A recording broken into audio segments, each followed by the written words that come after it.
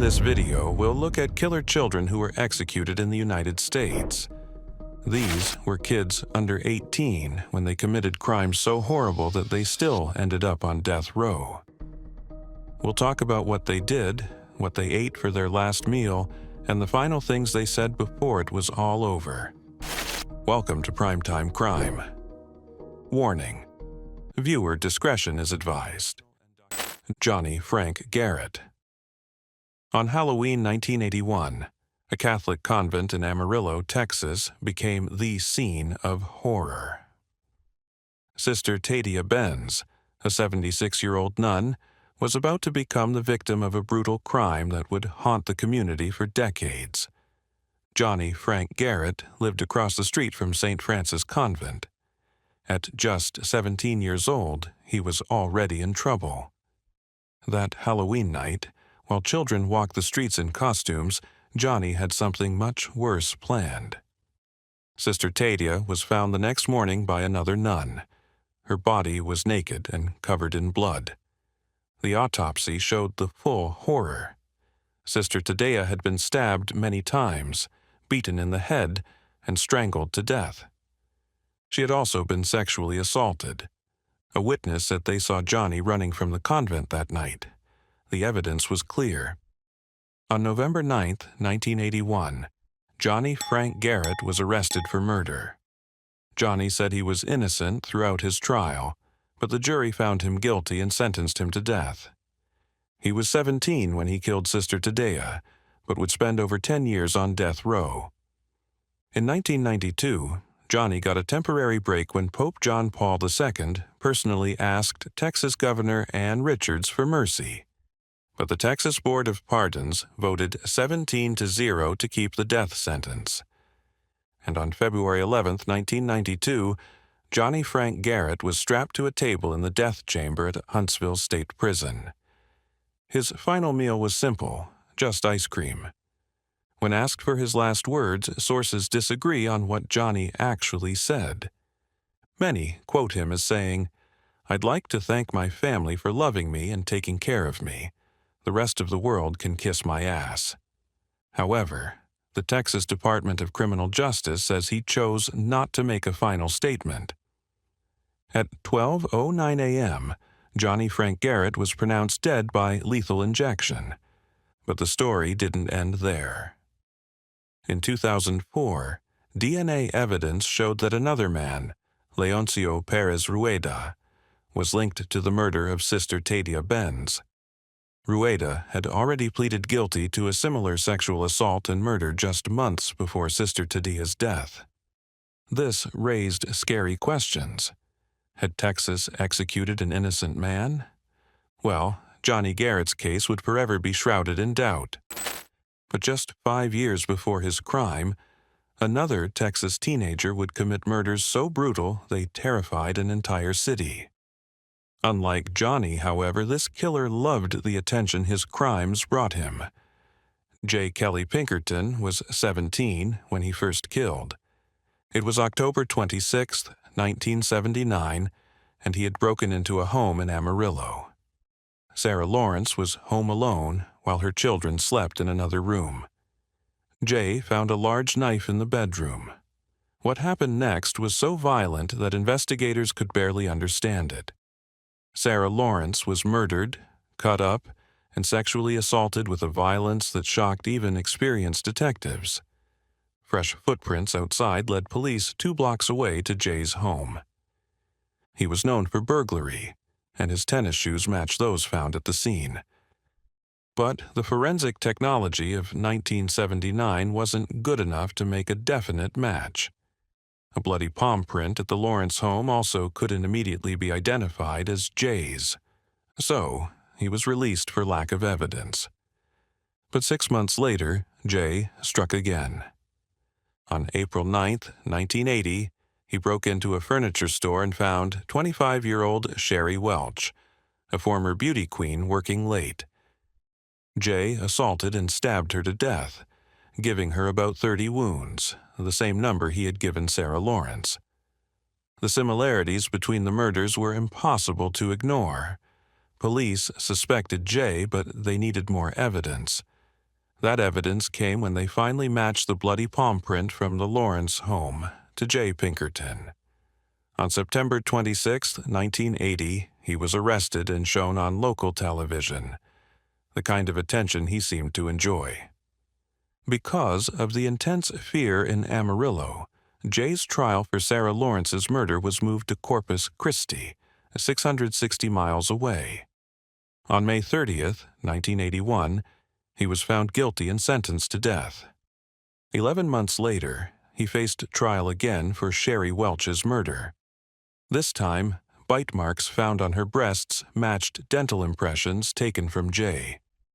Another trial, another change of location to El Paso, more media attention, and another guilty verdict resulted in a second death sentence. Jay converted to Islam while on death row, but his narcissistic personality stayed the same, as prison officials noted his dangerous behavior and constant need for attention. On May 15, 1986, J. Kelly Pinkerton was executed by lethal injection at Huntsville State Prison. He was 24 years old. As a Muslim, Jay had fasted during the day and only ate after sunset. His final meal consisted of a fish sandwich, French fries, and milk. In his final moments, Jay's thoughts turned to his father, who had come to witness the execution. "Be strong for me," he told Jean Pinkerton as witnesses entered the chamber. "I want you to know I'm at peace with myself and with my God." He then recited a prayer to Allah. "I bear witness that there is no God but Allah. With your praise, I ask for forgiveness and I return unto you. I love you, Dad." As the lethal injection began taking effect, Jay managed a few more words to his father. "Say goodbye to Mom. Keep your spirits up for me." "Goodbye, Jay," his father replied. "I love you, Dad," were Jay's final words. At 12:25 a.m., J. Kelly Pinkerton was pronounced dead. Jay's execution marked the end of a killer who had terrorized Amarillo, but it wasn't the last time Texas would grapple with teenage murderers. The next case would prove that sometimes the most senseless violence comes from the smallest frustrations, and that one act of kindness can lead to unthinkable tragedy. December 11, 1978, started as a simple road trip for the Harris brothers. Curtis, 17, and Danny, 18, were traveling with their friend James Manuel and Curtis's 16-year-old girlfriend Valerie Rencher to visit a friend in Bryan, Texas. It should have been an ordinary evening, but when they arrived, their friend wasn't home. Then their car wouldn't start. The brothers' frustration boiled over into rage. They tore up the car's interior, taking out their anger on the vehicle that had let them down. The group began walking down Sandy Point Road, looking for help. Eventually, they managed to flag down a passing vehicle. Timothy Merca, a 27-year-old Texas A&M employee, pulled over. For 30 minutes, Tim worked on their car, trying to get it started. When his efforts failed, he prepared to leave, but offered one more suggestion. There was a man down the road who might be able to help. This final disappointment pushed the Harris brothers over the edge. In a moment of explosive violence, they decided that if they couldn't have help, they would take what they wanted by force. Curtis was handed a car jack. Danny held Tim Merca down while his younger brother beat the helpful stranger to death with 15 brutal blows to the head. Tim's only crime had been stopping to help. The brothers stole Tim's wallet, truck, and shotgun, leaving his body in a ditch. Still filled with anger and adrenaline, they drove to a convenience store and robbed it of the money in the till, and even a donation bottle for the Multiple Sclerosis Society. But their crime spree was short-lived. The brothers were convicted largely based on testimony from Valerie Rencher and the convenience store clerk. The only physical evidence was Tim Merca's personal belongings, found in the woods behind the Harris family home. Both brothers were sentenced to death and spent over 14 years on death row before their executions in July 1993. Danny Harris, the older brother, was executed first. In his final statement, he spoke of finding God and pleaded with other young people to choose a different path. "I would like to tell my family I love them very dearly, and I know they love me. I love all of the people who supported me all of these years. I would like to tell the Merca family I love them too. I plead with all the teenagers to stop the violence and to accept Jesus Christ and find victory. Today, I have victory in Christ, and I thank Jesus for taking my spirit into his precious hands. Thank you, Jesus." Curtis followed his brother to the death chamber shortly after.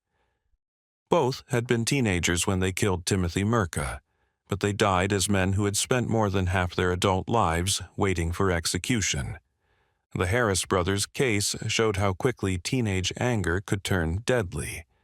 But their story was nothing compared to what happened in San Antonio, where a different kind of betrayal would shock even experienced investigators. Sometimes the very person you try to help becomes the one who destroys you.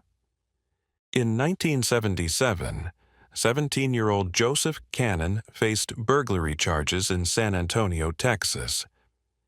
His court-appointed attorney saw a troubled young man who might be saved with the right guidance.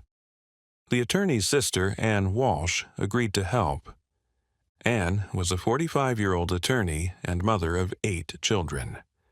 When she offered to let Joseph live in her home so he could remain on probation and avoid jail, she thought she was giving him a chance at a better life. She had no idea she was inviting her killer into her home. Joseph moved in with the Walsh family in September 1977. For 1 week, Ann's kindness seemed to be working.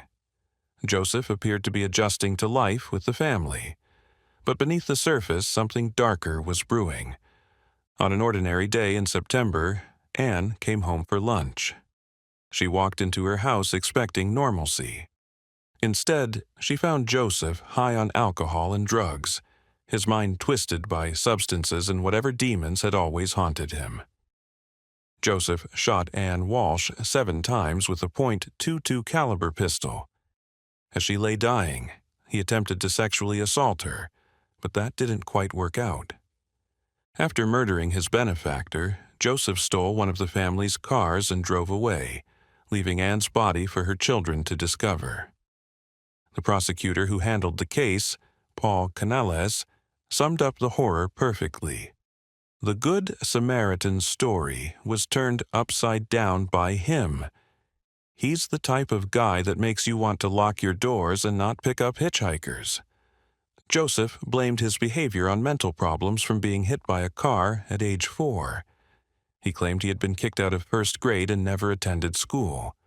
But his explanations couldn't erase what he had done to the woman who had tried to save him. Joseph was convicted of capital murder at age 19 and sentenced to death. He would spend the next 19 years on death row, more than half his life waiting for execution. On April 5, 1995, Joseph's appeals had run out, but his execution wouldn't go smoothly. Texas officials had to make 2 attempts to execute Joseph John Cannon. The first attempt failed when a vein in his arm collapsed, requiring the lethal needle to be removed and restarted. Joseph had already made his final statement and said his goodbyes when the first injection began. During his second round of final statements, witnesses for Joseph cried and prayed together. But his most important words were directed at the 5 sons of Ann Walsh, all of whom had come to watch their mother's killer die. "I'm sorry for what I did to your mom," he told them. "I am sorry for all of you. I love you all. I thank you all for being kind to me when I was small." At 7:28 p.m., Joseph John Cannon was pronounced dead. He was 38 years old. Joseph's botched execution would later contribute to debates about the humanity of lethal injection. But for the Walsh family, justice had finally been served. However, Joseph's case wasn't the only time a teenager would betray the trust of a family member who had cared for them. In Missouri, another young killer would commit an act so brutal against his own foster mother that it would haunt investigators for years. A month after celebrating his 17th birthday, Frederick Lashley would commit a murder that shocked St. Louis. On April 9, 1981, he would kill the woman who had raised him since he was 2 years old, and he would do it in the most calculated way possible. 55-year-old Janie Tracy had been Frederick's birth cousin and foster mother. She had cared for him since he was a toddler, giving him a home when no one else would. But by the time Frederick turned 16, Tracy had asked him to leave due to his increasing trouble with the law. Tracy was vulnerable, suffering from heart disease, diabetes, and a neuromuscular disorder that made walking difficult. Years earlier, she had undergone brain surgery that required removing a portion of her skull on the left side of her head, leaving a soft spot that never fully healed. Frederick knew about that soft spot, and on the night of April 9, 1981, he would use that knowledge to kill her. After visiting her sister that evening, Tracy returned to her St. Louis apartment, unaware of the trap waiting for her. Frederick had broken in by climbing through a window. He had unscrewed a light bulb in the front room to ensure darkness, planning to ambush the woman who had raised him. When Tracy came home, she tried to turn on the light that wouldn't work. As she entered the darkened room, Frederick struck her over the head with a cast-iron skillet, breaking it into 2 pieces from the force of the blow. She fell and screamed, and Frederick put his hand over her mouth. A struggle followed, but Frederick had planned for this moment. He plunged a butcher knife into the soft spot on Tracy's skull. The wound was so deep it penetrated her brain. After mortally wounding the woman who had loved him as a son, Frederick stole Tracy's car keys and $15 from her purse, then fled in her car.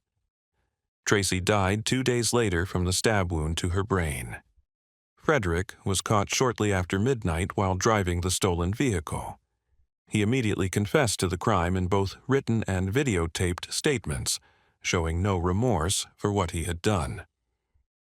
On April 26, 1982, 18-year-old Frederick Lashley was formally sentenced to death by St. Louis Circuit Judge Michael F. Godfrey, making him the youngest inmate on Missouri's death row.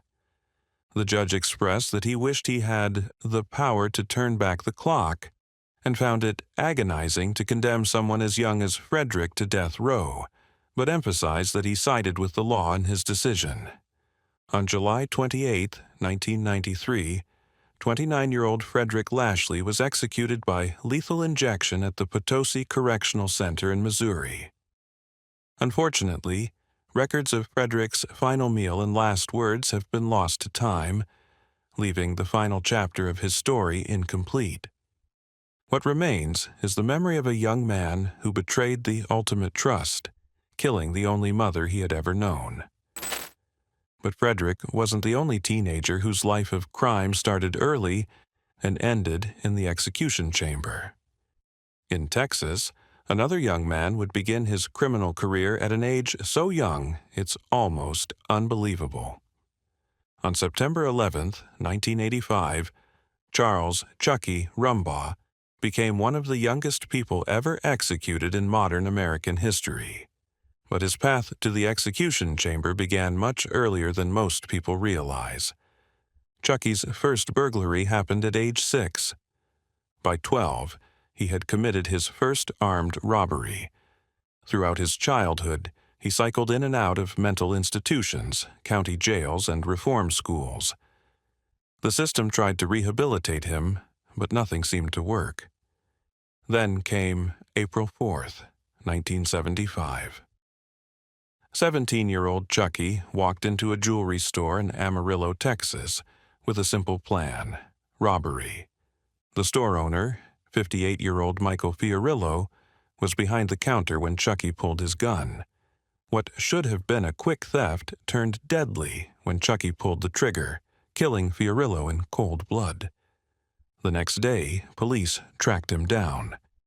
When officers tried to arrest him, Chucky pulled another gun. The officer was faster, shooting Chucky in the right hand before he could fire. But Chucky's criminal spree hadn't started with the jewelry store. Just days before murdering Fiorillo, he had robbed a motel in San Angelo using 2 pistols, making off with $350. For someone so young, his capacity for violence was already well established. After his arrest, the psychological pressure became overwhelming. 1 month later, Chucky tried to kill himself with a razor blade.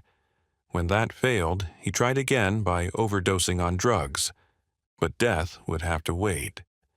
In December 1975, Chucky and 2 other inmates engineered a brazen escape from Potter County Jail.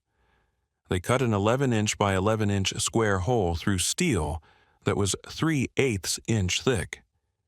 Then, using tied bed sheets, they rappelled down to street level where a girlfriend was waiting with a getaway car. Their freedom didn't last long. During a routine traffic stop near Snyder, Texas, about 200 miles south of Amarillo, all 4 were taken to the courthouse when the driver couldn't produce a license. That's when Chucky and his companions made their second mistake of the day. They overpowered the officer and stole his gun. But as they led the officer back to their car, another officer arrived at the courthouse and drew his weapon. In the confusion, the first officer broke free and subdued the escapee holding his gun. The escape was over.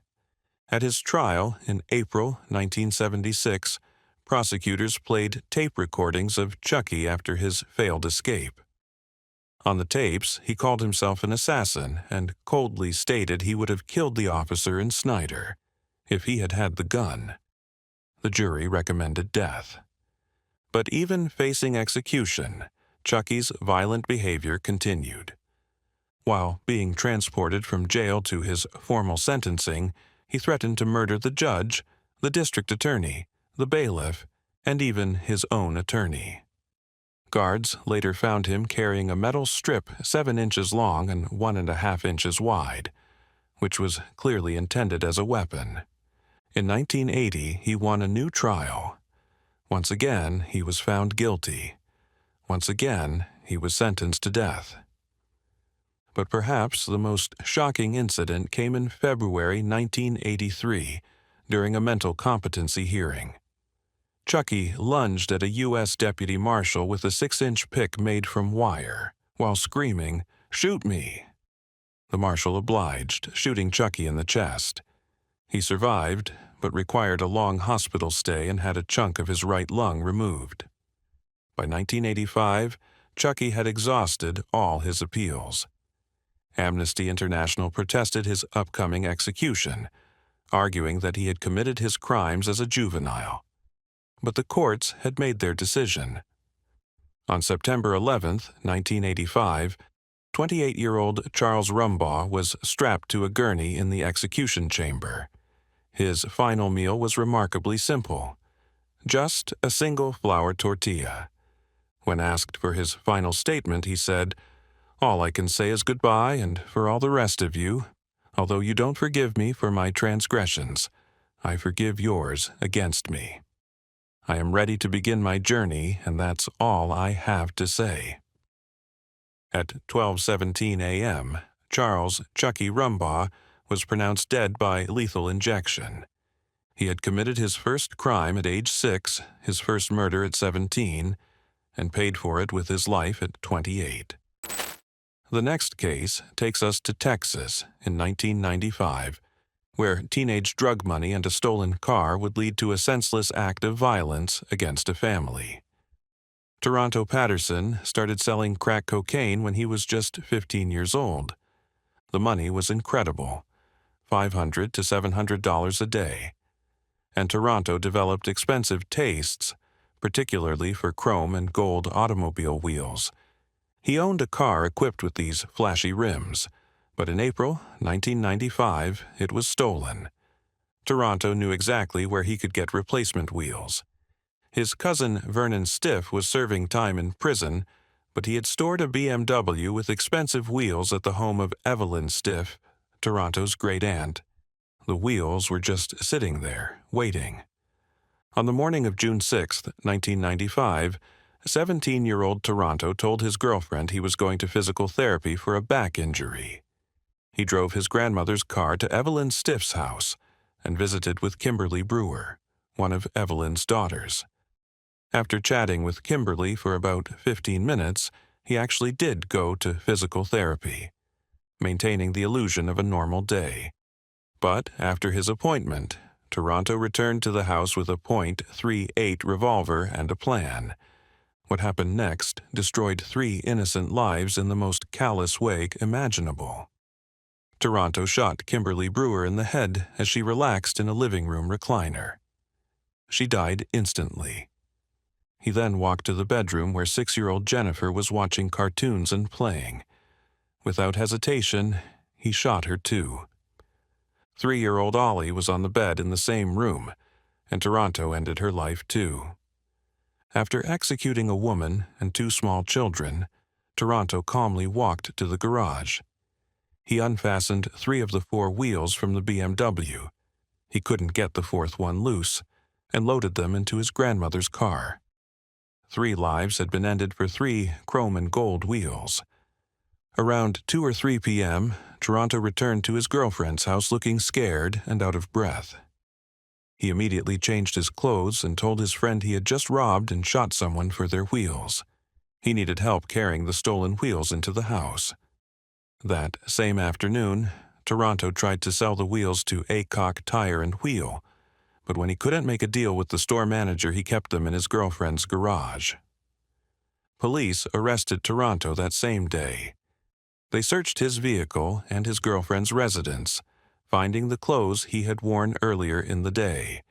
The next day, June 7, 1995, Toronto submitted 2 written statements to police.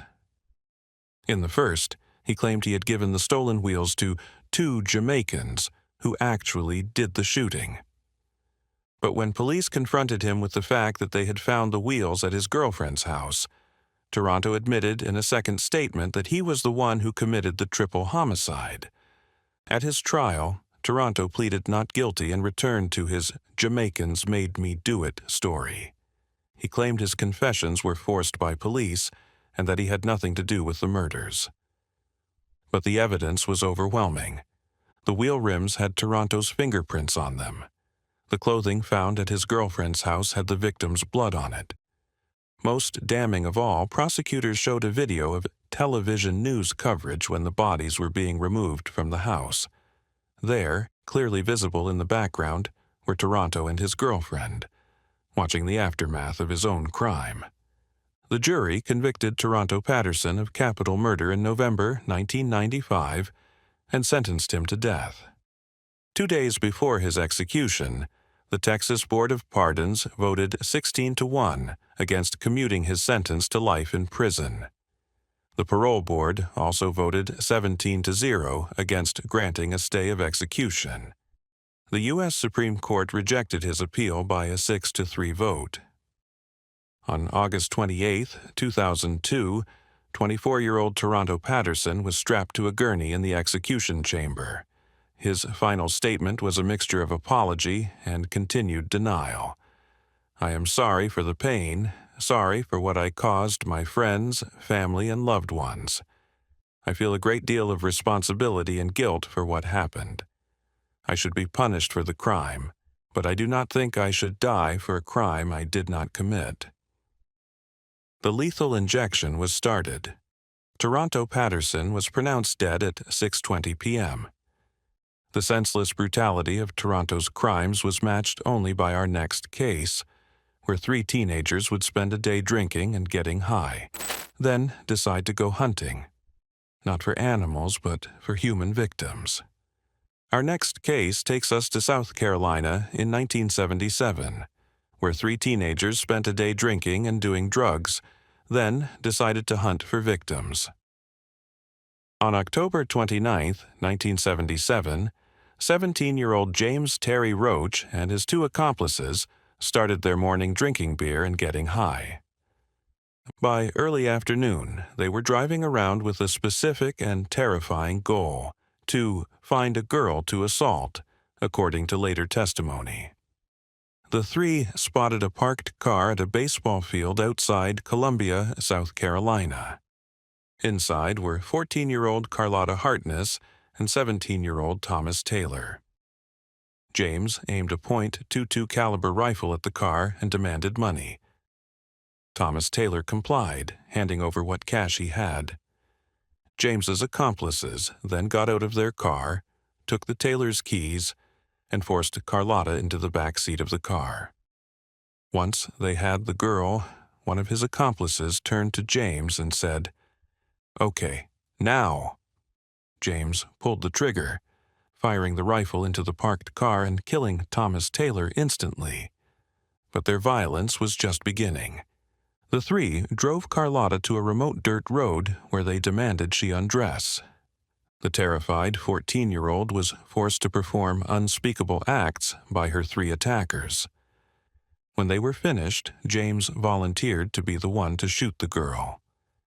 After ending her life, the three teenagers buried the rifle, bullets, and Thomas Taylor's stolen wallet. On December 13, 1977, upon the advice of his lawyer, James pled guilty to 2 counts of murder, criminal sexual conduct, kidnapping, and robbery.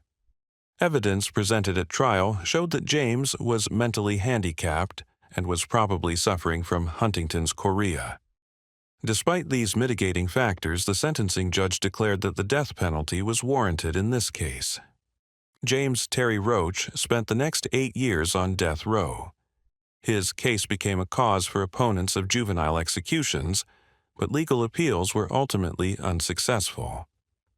On January 10, 1986, 25-year-old James was strapped into the electric chair at Central Correctional Institution in Columbia, South Carolina.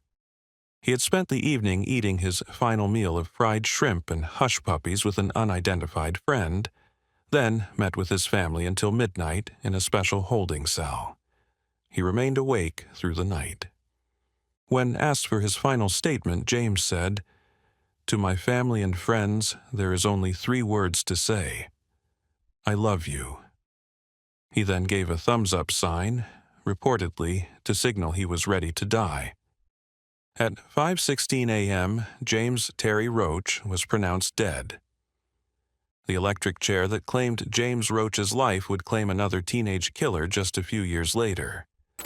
But this next case would prove that sometimes a single moment of anger can destroy multiple lives, including that of a police officer just trying to do his job. The final case in our examination takes us to Louisiana in 1977, where a routine traffic stop turned deadly when a 17-year-old decided he didn't like how police were treating his brother. Dalton Prejan was no stranger to violence. At age 14, he had killed a cab driver during a robbery. After serving time in a juvenile detention facility, he was discharged just 6 months before the incident that would put him on death row. At about 5 o'clock in the morning of July 2, 1977, Dalton, his brother Joseph, and 2 friends left Rogers nightclub in Lafayette Parish. The 4 had spent the night drinking in various lounges in the area. They piled into a 1966 Chevrolet driven by Dalton, with his brother in the front seat and the other 2 in the back. The car's taillights weren't working, and within a few hundred feet of the lounge, Louisiana State Trooper Donald Cleveland, who was on his way to work, signaled the Chevrolet to stop. Sensing trouble, Dalton and his brother attempted to switch places in the front seat because Dalton had been driving without a license. But Trooper Cleveland noticed the switch and ordered Joseph out of the car and began to search him. From inside the car, 17-year-old Dalton watched as the trooper pushed his brother against the vehicle during the search. Joseph protested the rough treatment, and Dalton didn't like what he was seeing. "I don't like the way he's doing my brother," Dalton said. That's when he reached under the car seat and pulled out a .38 caliber revolver. Dalton got out of the car and approached Trooper Cleveland with the gun hidden against his leg. The officer had no idea what was coming. As Dalton neared the trooper, he fired without warning, 2 bullets struck Trooper Cleveland, killing him instantly. Dalton and his companions fled the scene but were apprehended several hours later. Dalton Prejan was charged by grand jury indictment with first-degree murder in violation of Louisiana law. During his time on death row, Dalton claimed his impending execution was a political thing or a racist thing. He was a police officer, Dalton told the Shreveport Times. They put it like he was more than a human being. A life is a life either way you look at it. They have made it more than that. He argued that his death would not ease the pain for Cleveland's widow and children. The reality still remains the same. They're not going to feel any better, Dalton said. All it boils down to is a revenge. On May 18, 1990, 30-year-old Dalton Prejan was executed in the electric chair at Louisiana State Penitentiary at Angola. For his last meal, he ordered a seafood platter and an orange soda. His final statement was lengthy and defiant. Nothing is going to be accomplished. I have peace with myself. I'd like to thank all of those who supported me all these years. I'd also like to thank my loved ones for being strong. My son will be a better person for not letting something like this bring down his life. Keep strong, keep pushing, keep praying. They said it wasn't for the revenge, but it's hard for me to see, to understand. I hope they're happy, so I forfeit my life. I give my love to all. God bless. Dalton Prejan was pronounced dead, having committed his first murder at 14 and his final murder at 17. The electric chair silenced him at age 30,